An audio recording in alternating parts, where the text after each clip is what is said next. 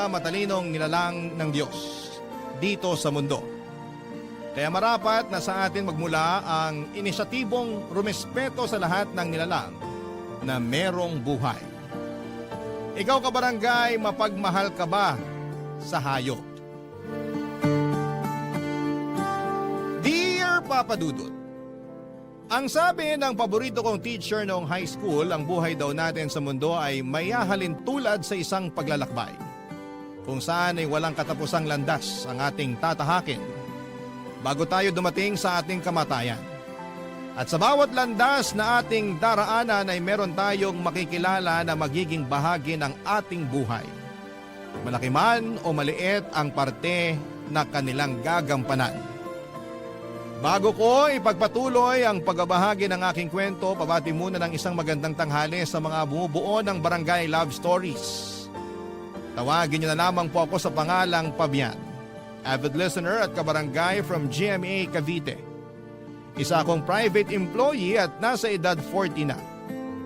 Ang kwento na ibabahagi ko ay tungkol sa pagmamahal ko sa mga hayop. Bata pa lamang ay palagi na akong nag-uuwi sa bahay namin ng mga ligaw na tuta o kuting dahilan para madalas magalit sa akin ang nanay Cynthia ko. Magsisimula ang aking kwento taong 2006, nasa 22 years old na ako at graduating sa kolehiyo.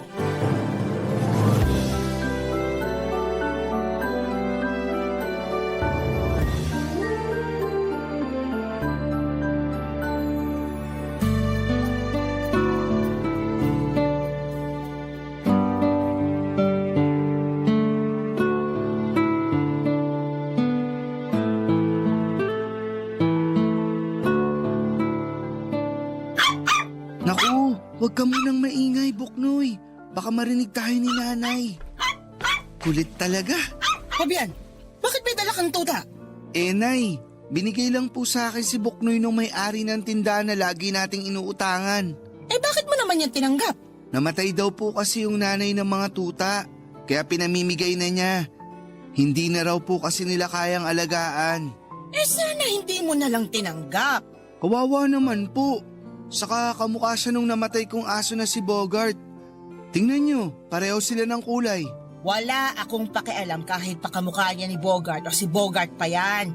Alam mo namang ayoko ng mga aso rito sa pamamahay natin pero ang tigas talaga ng bumbuna mo, bata ka? Hindi na po ako bata. 22 years old na po ako.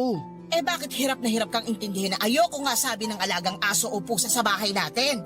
Pasalamat ko na nga lang noon na wala na si Bogart tapos nag-uwi ka na naman ng panibagong konsumisyon. Patigilin mo nga yung tuta na yan! Shhh! Huwag mo nang tawalan si nanay, Buknoy. At nakuha mo na talagang pangalanan niyang tuta na yan, ano? Hindi ka ba talaga nakikinig sa akin, Pabian? Nakikinig naman po, pero wag niyo naman po sanang paalisin si Buknoy. Wala na siyang mapupuntahan. Kawawa naman po siya. Anong kawawa? Anong walang mapupuntahan? Tuta lang naman yan. Mabuti sana kung sanggol yan, baka naawa pa ako at payagang kang kupkupin natin. Kahit po tuta lang si Buknoy, may buhay pa rin siya. Di ba, Buknoy? Ay, naku, para kang baliw, pinakausap mo pa yung tuta. Ay, sawayin mo nga yan. Nakakatakot yung tahol niya. Buknoy, behave na ha. Wag mo nang tawalan si nanay. Wala naman akong ginagawang masama sa kanya. Kasi nga, naiintindihan niya yung sinasabi niyo sa kanya. Paano niya maiintindihan hindi naman siya tao? Siguro sa tono ng boses niyo at sa ekspresyon ng mukha niyo. Malakas po ang pakiramdam ng mga hayop, lalo na sa mga taong may ayaw sa kanila. Kaya mas lalo kong ayaw mag-alaga ng aso eh. Sige na po, payagan niyo na akong alagaan si Buknoy. Pagsasabihan ko na lang siya at ititrain para hindi maging pasaway sa inyo. Siguraduhin mo lang talaga na hindi ko magiging sakit ng ulo yung tuta na yan, ha? Kasi kung hindi, may kalalagyan ka sa akin. Nay naman. Wag mo akong manay-nay naman. Tigas ng ulo mo. Sinabi kong ayoko ng kahit na anong hayop sa pamamahay na to pero hindi ka nakakaintindi. Sorry na po, babawi na lang ako sa inyo. Bubunutan ko kayo ng mga uban. Ewan ko sa'yo. Kala mo siguro makukuha mo ko sa pagganyan-ganyan mo, no? Ayaw niyo po ba? Akala ko ba makatina ulo niyo kasi marami na kayong uban? Syempre gusto. Sinabi ko bang ayoko? Pero ayoko na nakakapasok sa loob ng bahay ang tuta mo. Diyan lang yan sa labas kasi ayoko na makalat.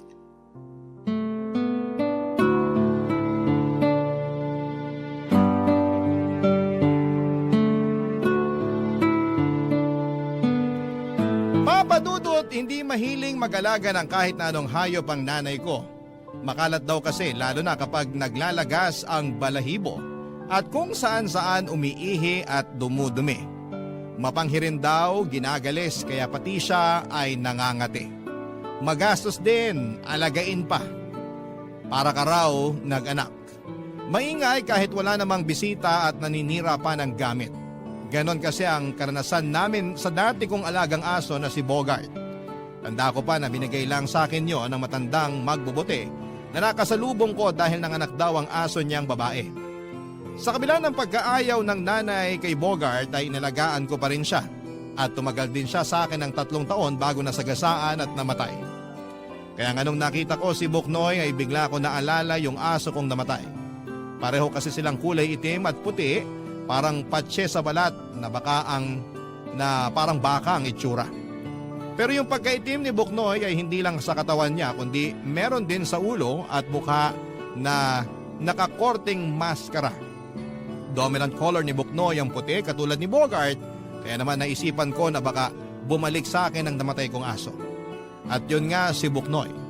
At kahit mariing tutol ang nanay ko sa pag-aalaga ko ulit ng aso ay wala naman siyang nagawa dahil nga gusto ko.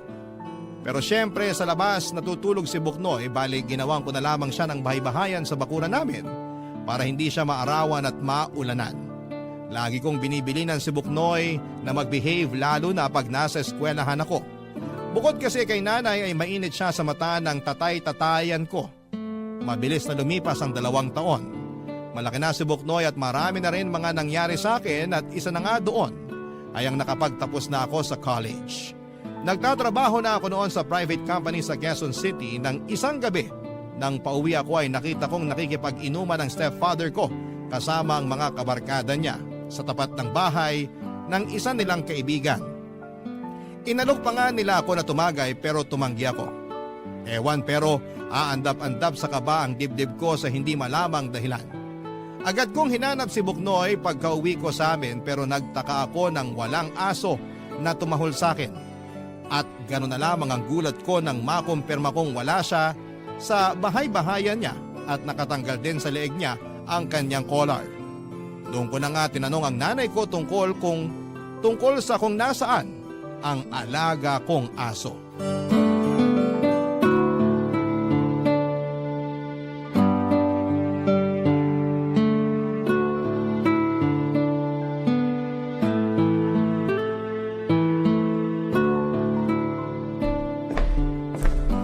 Nay, nakita niyo po ba si Buknoy? Hindi ka pa nga nakakapagmano sa akin, si Buknoy na agad hanap mo. Magmano ka muna. Sorry, Nay. Mano po? Nagugutom ka na ba? Pinagtabi kita ng ulam, nandyan sa may mesa, sinasakluban ng platito. Masarap yan, kaldereta. Kaldereta? May pambili na po kayo ng pangkaldereta? Ha? Aba oo.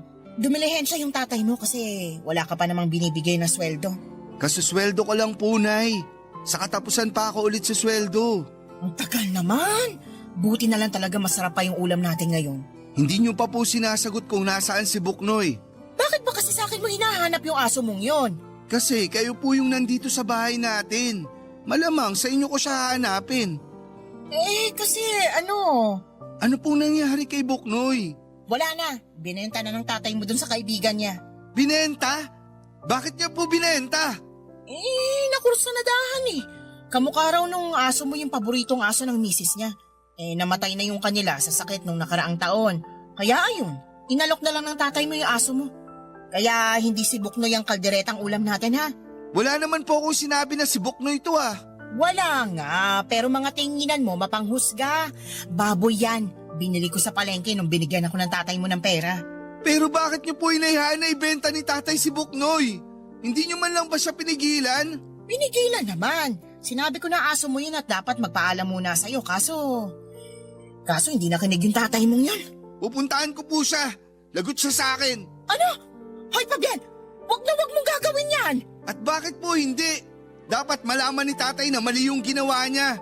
Aso ko si Buknoy at hindi ko siya binebenta. Kilala mo naman yung tatay mo, di ba? Pumapatol yon kahit kanino, lalo na pag napasukan ng alak ng sistema. Kaya kung ayaw mong malumpo at gumapang sa simento habang putok ang labi at naliligo sa sarili mong dugo, pumirmi ka na lang dito sa bahay natin. Pero Nay, kailangan kong hanapin si Buknoy. Kailangan ko siyang mabawi dun sa bumili sa kanya. Ang alam ko, lumuwas na sa Maynila yung nakabili kay Buknoy. Bumisita lang naman yun dito sa atin eh. Hindi ko na alam kung saan sila nakatira, kaya wala na rin saysay na hanapin mo pa yung aso mo. Tsaka aso lang naman si Buknoy. Hindi naman siya tao, kaya huwag ka na mag-aksaya ng lakas. Palibhasa, hindi kayo ang nag-alaga at nagmahal kay Buknoy kaya ganyan kayo makapagsalita. Hindi niya kailangan maging tao para mahalin. Ay, basta. Para sa akin, aso lang si Buknoy. Kaya hindi ko siya pag-aaksaya ng panahon na hanapin pa. Magpasalamat ka na lang kasi napakinabangan natin siya. Kumita tayo, di ba? Ayan, may masarap tayong ulam dahil sa kanya. Tsaka, dog lover naman yung nakabili sa aso mo. Nangako siyang aalagaan niya si Buknoy. Hirap sa'yo, masyado ka madrama. Pangarap mo ba mag-artista? Kairita ka.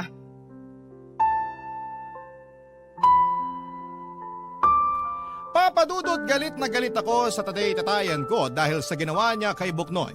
Galit din ako sa nanay ko kasi hinayaan lang niyang ibenta ang alaga kong aso.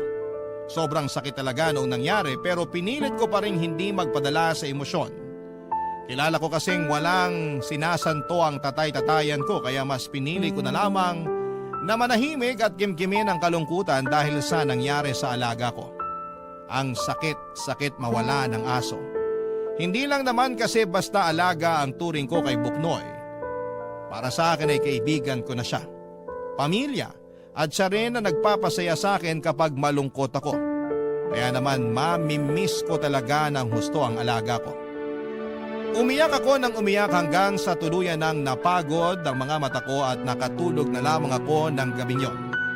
Tapos kinabukasan ay nakangising waga sa akin ang tatay-tatayan ko. Dahilan para agad kumulo ang aking dugo. Mariing kong kinuyom ang aking kamao at sa isip ko ay binigyan ko na siya ng malakas na suntok sa panga. Pero pinigilan ko pa rin magalit ng araw na yon. Sa halip ay nanahimik na lamang ako kahit na matapos niyang magpasaring na buti pa raw si Buknoy may pakinabang. Hindi lang ako umimik noon at umalis na lamang sa bahay para pumasok sa trabaho ko. Habang nasa biyahe ay nag-decide ako na gusto ko nang umalis sa amin. Bagay na matagal ko na rin namang plano noon, Papa Dudut. Barangay Love Stories. Barangay Love Stories. Papa Dudut, tinuloy ko nga ang plano kong bumukod pagkalipas ng 3 buwan. Bale sa Quezon City ako nakahanap ng apartment na malapit lang sa pinagtatrabahuan ko. Tutol pa nga ang nanay ko sa pag-alis ko kasi raw ay baka kalimutan ko nang magsustento sa kanila. Pero sinabi ko na lamang na magpapadala pa rin ako at kitang-kita ko naman ang kagustuhan ng tatay-tatayan ko na umalis na ako. Para raw lumuwag-luwag na ang pamamahay namin. Ang kapal na mukha, siya na nga ang totoong sampid sa pamilya namin, siya pa ang galit. Pero nanahimik na lamang ako at sa halip ay sinamaan ko na lamang siya ng tingin bago ako lumabas sa aming pintuan. At pagkalipas nga ng 1 buwan ay nabalitaan kong inatake siya sa puso at namatay. Samantala hindi ako pwedeng mag-alaga ng kahit na anong hayop sa apartment na tinutuluyan ko. Bukod doon ay personal kong desisyon na wag na ring munang mag-ampon kasi nandun pa rin yung trauma na dulot ng pagkawala sa akin ni Buknoy. Pero siguro pag pinanganak kang animal lover ay hindi mawawala sa iyo ang kakayahan mong kumalinga ng mga hayop. Kaya nga pagkaraan ng 2 linggo ay meron na ulit akong pinapakain ng mga stray cat sa bakanting lote malapit sa nirerentahan ko. Isang araw ay nakakita ako ng post sa Facebook na naghahanap ng mga volunteer, ang isang non-government organization for the stray animals dahil meron silang kapon project. And since rest day ko naman ng petsyang yon ay gusto kong gawing makabuluhan ng araw ko. Kaya nag-sign up ako at doon nga ay nakilala ko si Meryl.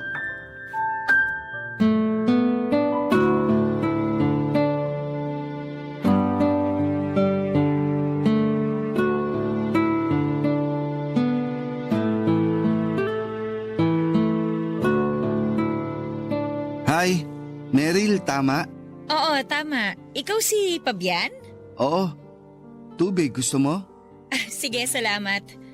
Sakto, nauuhaw na ako.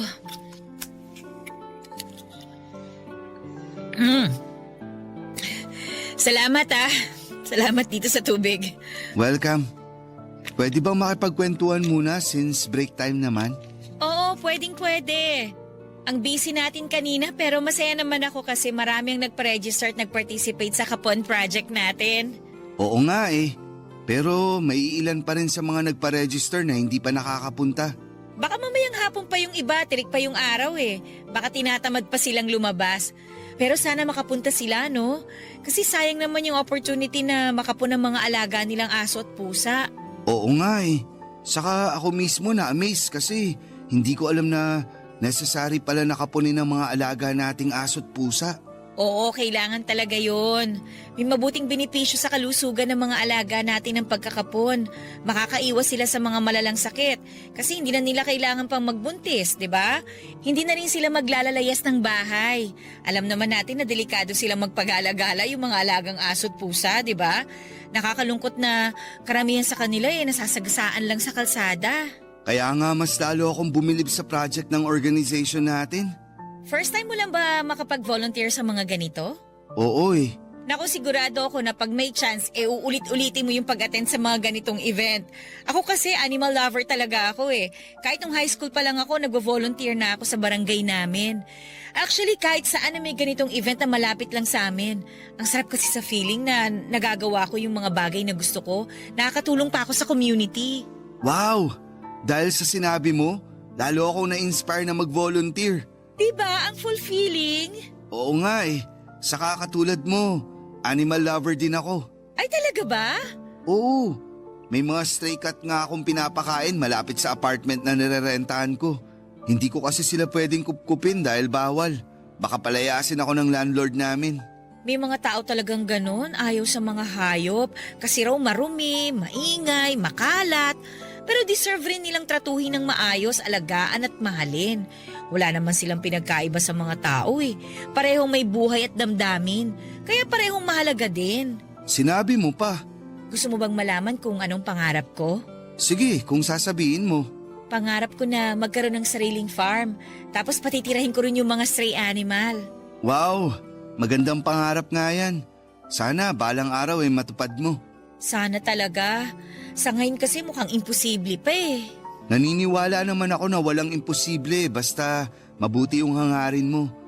Nakikita ko naman kung gaano ka kadedikado. Pakiramdam ko kasi pinanganak ako para ibahagi sa mga hayop yung pagmamahal na meron ako. Hindi katulad natin, wala silang kakayahang magsalita para masabi na nahihirapan na sila, nasasaktan na sila o kaya naman napapagod na.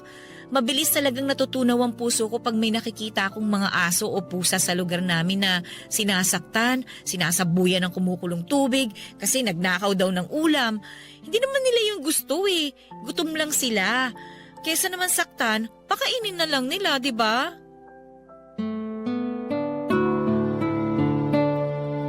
Papadudot maganda si Meryl. Kahawig niya si Julian San Jose at bukod doon ay kuwela rin siya. Maraming kwento at dedikado sa ginagawa niya. Bilib na bilib ako sa kanya kasi matagal na pala siyang volunteer sa mga ganong klase ng event. Suki na siya sa mga animal shelter around Metro Manila. Lalo tuloy akong na-inspire na magkawang gawa. Masaya ako na nakilala ko siya noong araw na yon, kaya bago kami naghiwalay ay nagpalitan muna kami ng numero. At doon na nga nagsimulang mamukadkad at umusbong ang aming pagkakaibigan na nauwi sa pag-iibigan. Naging kami ni Meryl at makalipas ang 2 taon ay nagpakasal po kami. Balak na namin magka-baby pero hindi kami binayaan kaagad. 3 beses nakunan si Meryl dahil sa kondisyon ng matres niya. Pero hindi pa rin kami nawala ng pag-asa na balang araw ay mararanasan naming maging magulang. Nag-focus na lamang muna kami sa pagtupad ng iba pa naming mga pangarap. Katulad na lamang ng pagkakaroon ng sariling bahay at natupad naman yon makalipas ang 3 taon. Makalipas ang 1 buwan pagkatapos naming lumipat sa bahay namin, hindi ko malilimutan yung mga sumunod na tagpo.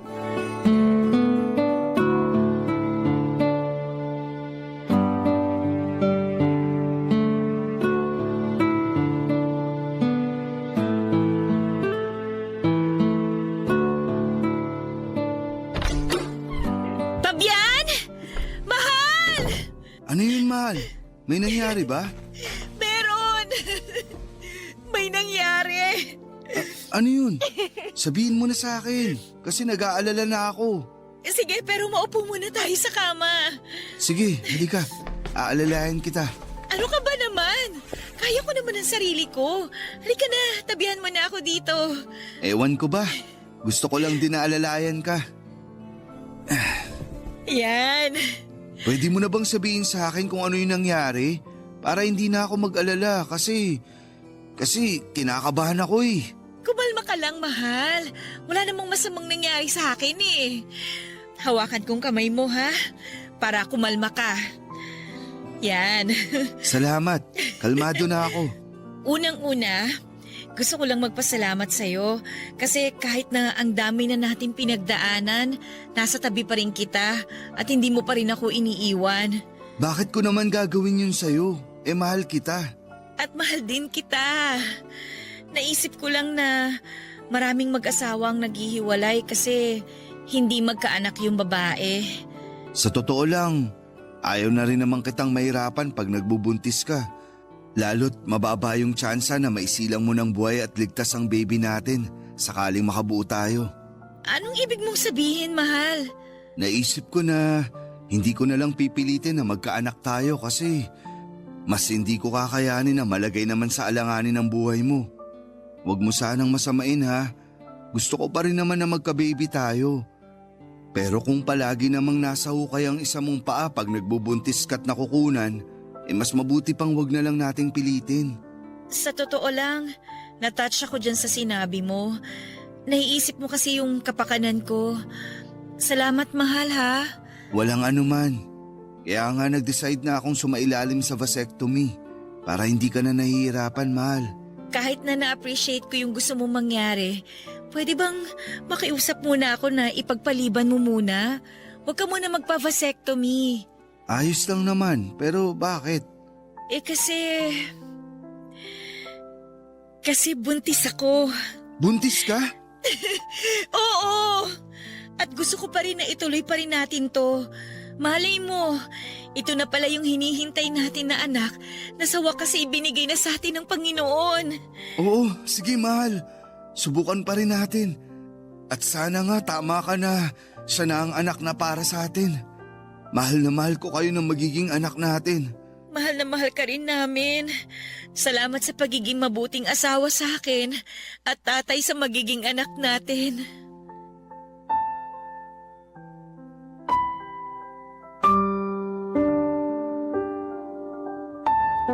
Papadudot marami akong pangarap para sa pamilya namin ni Meryl, lalo na sa magiging anak namin. Kaya malaking biyaya talaga na sa wakas ay dininig ng Panginoon ang panalangin namin gabi-gabi na magkaroon ng supling. Nangako kami ni Meryl sa isa't isa na aalagaan namin ang aming anak at iyon na nga ang ginawa namin. Iningatan ng asawa ko ang pagbubuntis niya. At ako naman ang tumutok sa pag-aalaga sa kanya, Papa Dudut. Dahil nga masela ng pagdadalang tao ni Meryl ay kinailangan niyang umalis sa kanyang trabaho. Nangako ako sa asawa ko na gagawin ko ang lahat upang mabigyan sila ng magandang kinabukasan ng aming anak. Kaya nga nagtrabaho ako ng mabuti habang hindi isinasaalang-alang ang kapakanan ng misis ko. Ako pa rin ang kasakasama niya sa pagpapacheck up at kung hindi talaga pwede ay pinakikiusapan namin ang kapatid niya na nasa malapit lang din, nakatira para samahan siya. At makalipas nga papadudot ang 9 na buwan, ay isinila nga ni Meryl ang aming baby boy. Barangay Love Stories. Barangay Love Stories. Papadudot abot langit ang pasasalamat ko sa may kapal dahil sa dagdag na miyembro ng aming pamilya nang isilang ang aming anak. Masasabi kong masarap sa pakiramdam ang maging isang ama at yun ang bagay na hinding-hindi ko ipagpapalit sa kahit na anong bagay sa mundo. At dahil nga first time parents kami ni Meryl ay masasabi kong nahirapan kami, lalo na sa mga unang buwan ng anak namin.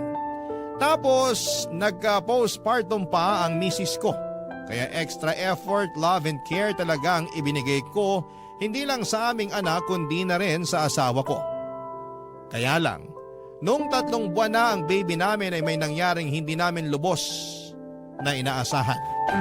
Mahimbing noon ang tulog niya bago kami mag-decide ni Meryl na matulog na rin. Pero hindi katulad ng mga nagdaang gabi sa loob ng 3 buwan na yon. Hindi kami ginising ng iyak ng aming anak. Umaga na kaming nagising at nakita naming tulog pa rin ang baby namin. Pero gano'n na lamang ang gulat at kilabot naming mag-asawa nang lapitan namin siya at titigan. Kulay talong na ang baby namin at wala ng buhay. Sa palagay ko, base sa nakita kong itsura ng anak namin, ilang oras na siyang hindi humihinga. Agad namin siyang sinugod sa ospital at ang dahilan ng pagkamatay niya ay yung kondisyon na tinatawag na SIDS o yung Sudden Infant Death Syndrome, kung saan ay prone ang mga sanggol na tamaan ito sa unang 6 na buwan ng kanilang buhay. Madalas nangyayari ang SIDS sa pagtulog at hindi rin alam ng mga eksperto ang sanhi nito. Wala itong senyales at malimit lamang itong iniuugnay sa mga kondisyong medikal tulad ng walang kakayahan ng isang sanggol na magising mula sa pagkakahimbing o biglang pagbaba ng level ng oxygen sa utak at pagtaas naman ng carbon dioxide sa kanyang dugo. Kahit na masakit, kahit na mahirap mawala ng anak ay nanatili pa rin kaming matatag ni Meryl. Pero minsan ay meron talagang araw at gabi na mas mahirap. Nakakatampo lang din kasi pinatikim lang sa amin ang pakiramdam na maging magulang tapos ay babawiin din naman pala siya. Pero sa huli ay nagpapasalamat pa rin naman kami dahil kahit paano ay naranasan namin ang isa sa mga pinakamasayang pakiramdam sa buong mundo.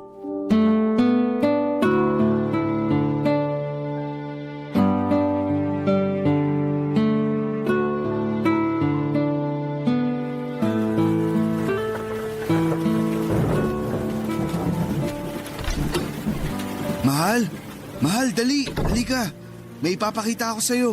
Ano yun, mahal? Hala, tuta! Oo, pero pwedeng pakikuha ang tuwalya.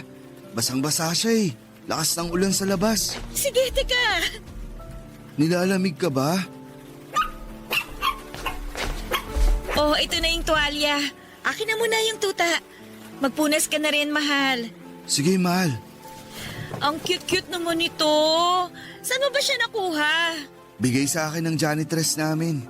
Nanganak kasi yung Aspen na inaalagaan niya dun sa office. Hindi na raw niya kayang alagaan kasi nga marami na. Kaya ayun, pinamigay na niya. Hindi naman ako humingi pero nakiusap siya sa akin na kung pwede ko raw ampunin na lang. Kinuha ko na rin kasi naawa naman ako nung nagkatinginan kami.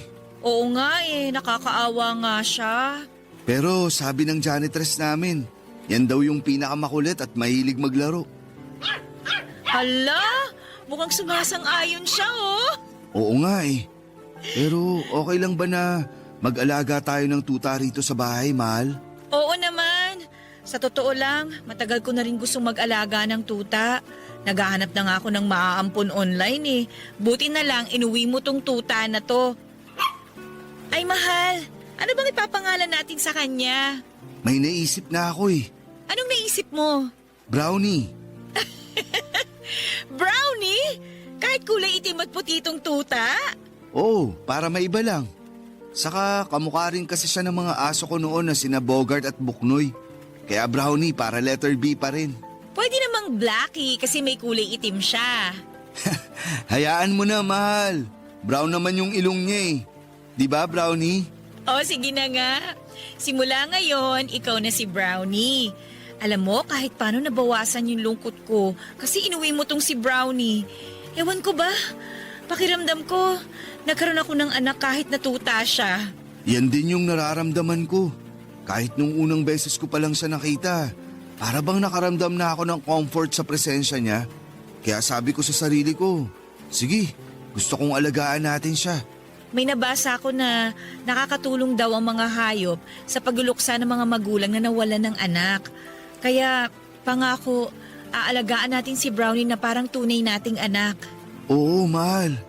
Tingnan mo mukhang naglalambing siya. Oo nga, siguro naiintindihan niya yung pinag-uusapan natin. Naalala ko tuloy noon na palagi kong sinasabi sa nanay ko na naiintindihan ni Buknoy yung mga sinasabi niya. Talaga? Ano ba yung sinasabi niya? Kung gaano niya kaayaw si Buknoy nung inuwi ko. Tuta pa lang din yun. Magkasing laki lang sila ni Brownie. Tapos syempre, ayaw nga ni nanay na mag-alaga kami ng aso. Nagagalit siya kay Buknoy kaya tinatawalan siya nung tuta ko. Seryoso? Oo, kaya ayun, hindi na lang umiimik si nanay. Pero sa akin na lang siya nagbububunga nga. Kasasabi na ayaw nga niya ng tuta sa bahay. Pero wala rin naman siyang nagawa kasi gusto ko talagang alagaan at palakihin si Buknoy. Parang nakwento mo na kamukha siya nung nauna mong aso na si Bogart. Oo, at ngayon naman kamukha nila tong si Brownie. Malakas tuloy yung pakiramdam ko na iisa lang talaga sila. Tapos bumabalik lang sila sa akin sa ibang panahon para makasama ako. Natin. Parang reincarnation. Kung totoo man yung reincarnation, isa lang ang ibig sabihin nun. Mahal na mahal ka ng mga aso mo para piliin nilang mabuhay ulit at hanapin ka. Papa Dudut, malaking bagay ang pagdating ni Brownie sa buhay naming mag-asawa. Siya kasi ang tumulong sa amin habang patuloy pa rin ang pagluluksa namin sa pagkamatay ng aming anak. Minahal namin siya ni Meryl at bilang kapalit ay sinuklian namin yon nang hindi lang doble kundi tripling pagmamahal. Ibang magmahal ang mga hayop, walang pag-iimbot, walang hinihinging kapalit, sila ang pinakamagandang halimbawa ng mga nilalang na marunong magpatawad. Hindi kasi sila nagtatanim ng sama ng loob. Si Brownie ang kasama namin ni Meryl ng maraming taon. Inilagaan namin siya, minahal at itinuring na para naming tunay na anak. At kahit na dumating yung araw na sa wakas ay binayaan ulit kami ng anak ng asawa ko, ay hindi nagbago o nabawasan ang pagmamahal namin kay Brownie.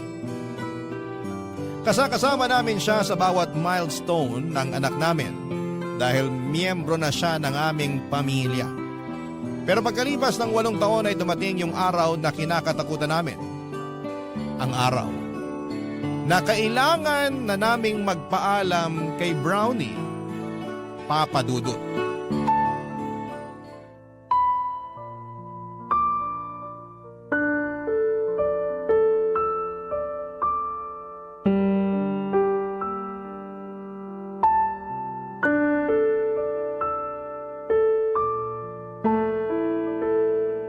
Opo, salamat po. Mahal, anong sabi ng vet? Hindi na raw nila magagamot si Brownie. Kailangan na raw natin siyang puntahan doon para magpaalam. Hindi ko kaya. Ayoko mawala si Brownie sa atin, mahal. Ayoko rin naman na mawala siya sa atin pero malala na yung sakit niya at hindi na rin siya kayang pagalingin ng gamot. Ginawa na raw nila ang lahat pero kumalat na talaga yung cancer sa katawan ni Brownie. Kaya ano? Kaya nagsuggest sila na patulugin na lang si Brownie. Ayoko. Ayokong patulugin si Brownie, mahal. Hindi ko kaya mawala sa atin yung aso. Ako rin naman pero wala na tayong magagawa. Hirap na yung alaga natin. Inangina na siya. Siguro pinipilit na lang niyang lumaban at idilat yung mga mata niya pag nakikita at naririnig niya yung boses natin. Pero yung totoo, pagod na siya, mahal. Ayoko mawala sa atin si Brownie. Ako rin naman eh. Mahal na mahal ko yung asong yun. Pero kailangan nating tanggapin na hanggang dito na lang talaga yung buhay niya. Bakit kasi maiksi lang ang buhay ng mga aso? Sana mas matagal pa natin silang makasama. Ang unfair tuloy. Oo, unfair. Pero sigurado ako na naging maligaya naman si Brownie sa loob ng 8 taon na nakasama natin siya. Kasi minahal natin siya. Inalagaan. Palagay mo, maaalala pa ba tayo ni Brownie pag umalis na siya? Oo naman. Palagi pa rin nila tayong maaalala. Hindi niya tayo makakalimutan, mahal. Kaso parang hindi ko pa rin kaya eh. Parang magbe-breakdown ako habang iniisip ko na mawawala na sa atin si Brownie. Pero sino ba ako para ipagkait sa kanya yung makapagpahinga siya? Tama ka. Hirap na siya dahil sa sakit niya. Oo, at kahit na hindi man nakakapagsalita si Brownie, alam kong nagpapasalamat siya sa atin dahil inalagaan at minahal natin siya. Siguro, iparamdam na lang natin yung pag-aalaga at pagmamahal na yun sa kanya hanggang sa huling hininga niya. Nalulungkot pa rin ako. Nalulungkot din ako pero magpakatatag pa rin tayo. Hinding-hindi natin kalilimutan si Brownie. Kahit na wala na siya sa piling natin, mananatiling buhay ang alaala niya sa ating puso at sa bahay na to. Salamat, mahal ah. Kung wala ka, baka hindi ko talaga kayanin to. Alam ko na mas kaya kong harapin yung ganitong sitwasyon kasi nasa tabi kita. Oo naman, hanggat nabubuhay ako, pangako ko sa'yo na lagi mo ako maaasahan. Hindi kita iiwan. Halika nga, payakap ako.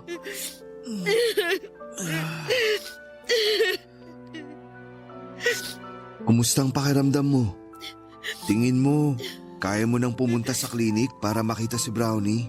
Oo, kaya ko. Kaya lang Ano? ano sa palagay mo? Maganda kaya na patikimin na natin siya ng tsokolate? Gustong-gusto niya kasi yung amoy nun eh. Pero bawal naman sa kanya, di ba? Tingin ko, magandang ideya yun. Sigurado akong magiging masaya siya.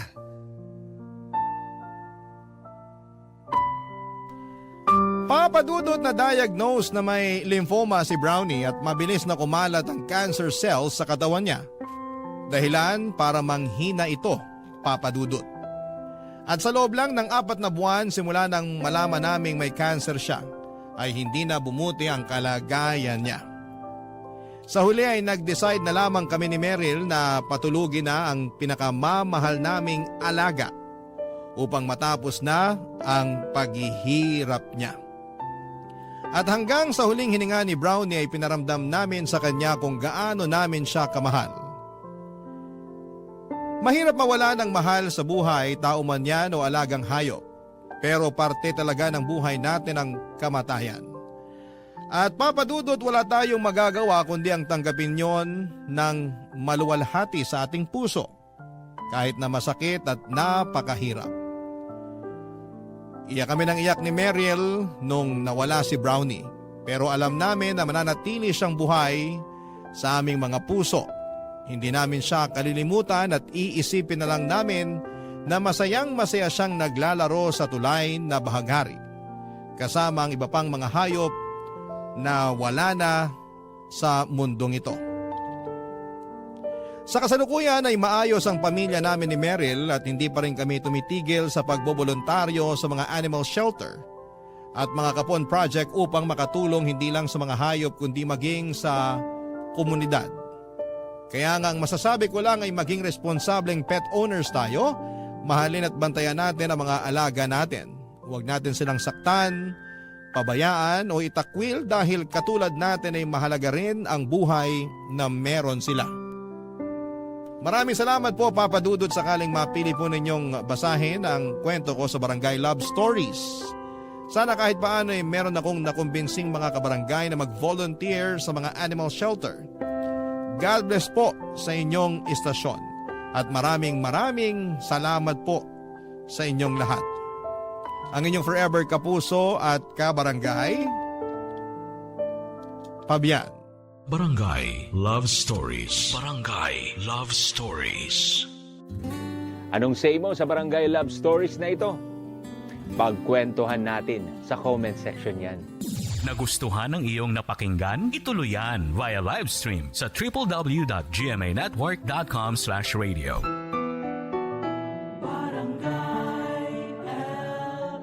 In Mega Manila, 97.1. Forever.